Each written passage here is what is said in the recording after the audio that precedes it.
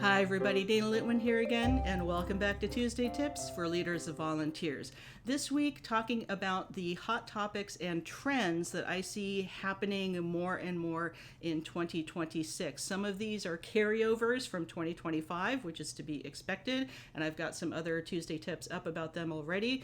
Others on this list, I'm going to do kind of more of a quick summary list with a couple of points about each of these, and then many of these topics I'll be digging in deeper with separate Tuesday Tips videos and more resources and even some new guests in Priceless Advice talking about some of these topics as well. So let's get into what the list is. Ever increasing demand for nonprofit services while they are in the most challenging economic and political times possible. So the community demand is consistently growing for typical social services, support services, animal welfare, food, whatever category you can think of for nonprofits, and just human social safety net services. There's going to be more demand for that. Tied to that, carrying over from 2025 as well, is more Voluntolds. And I do have already some Tuesday Tips dedicated to that. In the USA, at least, there's going to be more work requirements for food benefits like SNAP and for Medicare benefit at the federal level of healthcare at the poverty level and below, and more people are continuously slipping into poverty and slipping into homelessness and food insecurity. So there's going to be higher demand while there's pressure on nonprofits to defend themselves.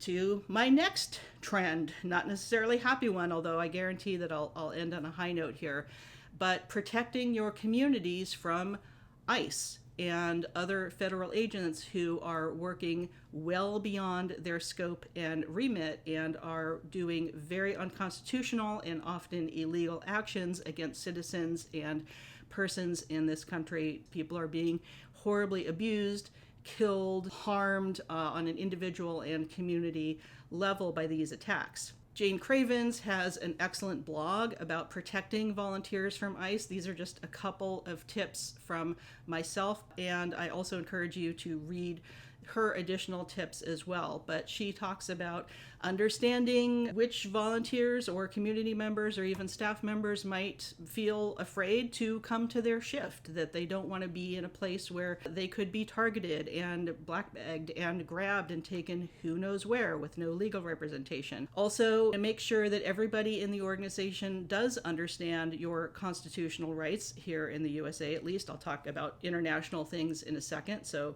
worldwide audience, just hang on for a couple more minutes. Post what your rights are in multiple languages, at least English and Spanish, but whatever other languages your volunteers and staff and community speak.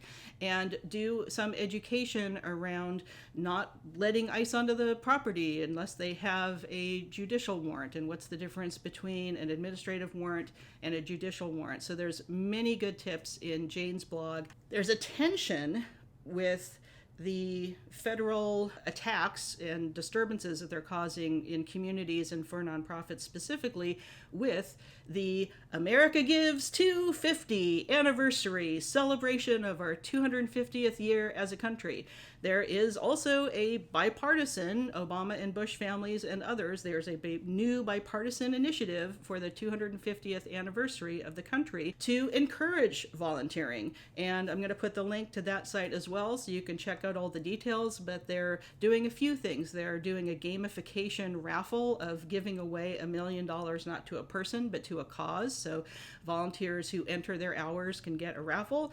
There's also huge partnerships, including with Points of Light and a lot of companies and a lot of nonprofits nationally and internationally that you might be familiar with, encouraging volunteering. So there's this really difficult tension between these two things. The other tension that's, and the sad trend that's occurring in 2026 is continued and I think worsening disruption of AmeriCorps. I was doing an AmeriCorps planning grant with a client through most of 2025, and it was like trying to hike through quicksand a lot of the time. As of mid-January right now, the Notice of Funding Opportunity, or the NOFO, that AmeriCorps typically releases those funds in the fall of 2025, it's January, and that still has not been released. So that creates a time crunch for if and when the grant money to be given out for the 2026 year cycle of AmeriCorps is delayed, that messes up the typical rhythm of apply for a grant in the spring, get it, and then start the program in the fall of a year. So AmeriCorps disruptions and attacks on communities and nonprofits, not just in the budget, but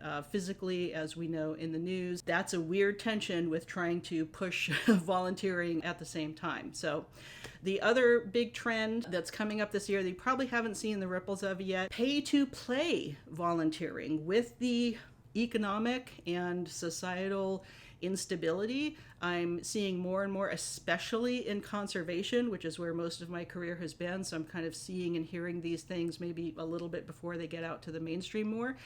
There's always been a certain degree of pay to play for volunteering, typically with corporate groups, having be giving a required donation for their group to participate to offset the cost to a nonprofit. That's been happening for a while. What we're now seeing in conservation areas, and particularly things like the Colorado Wolf Center, which I'll highlight here as needing a deposit to be a volunteer.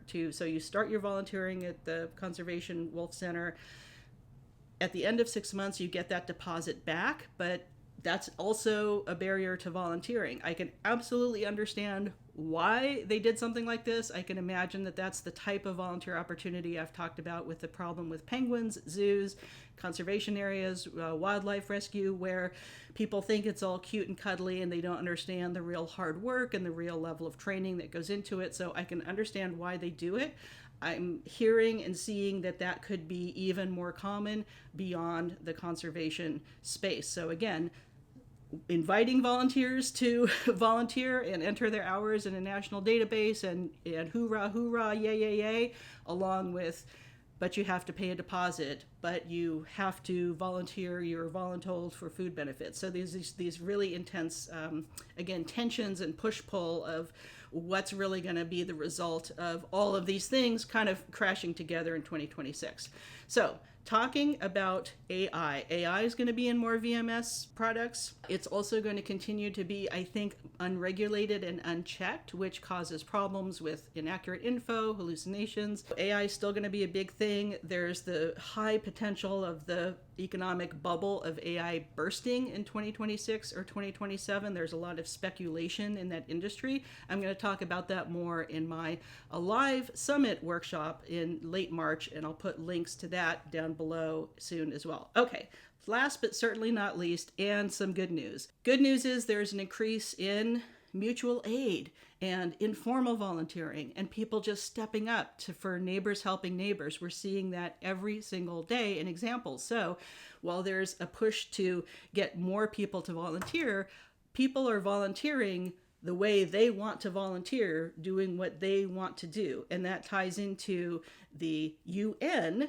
International Volunteer Year 2026 being the year of the volunteer doing sustainable development goals. So getting to the international stage and not just focusing on the USA or North America, IAVE and UN volunteers have put out call to action and dedicating 2026 to sustainable goals. So that's the theme of the Tuesday Tips this week is safety and sustainability. Some of the major points in the UN Volunteers Year of 2026 sustainable goals, I'll do a longer video on this as well pretty soon, but is to recognize and measure volunteers' contribution in achieving the sustainable development goals, to integrate volunteerism into development planning, to introduce policies that remove all inequalities and risks to volunteering. So that certainly has to do with what we're talking about today, and to set up knowledge platforms to develop new forms of volunteering. So the main call to action for IAVE is thinking about recognition, support, and safeguarding volunteers. This all ties together again into this theme of safety and sustainability for 2026. So I hope you've enjoyed this kind of long but important list of things. that are going to be trending and hot topics in 2026, get in contact with me directly if you'd like some consulting or coaching around any of these topics or volunteer engagement in general. And like and subscribe, share this video if you enjoyed it, and we'll see you next time with more Tuesday Tips and some great priceless advice guests coming up this year as well. Take care.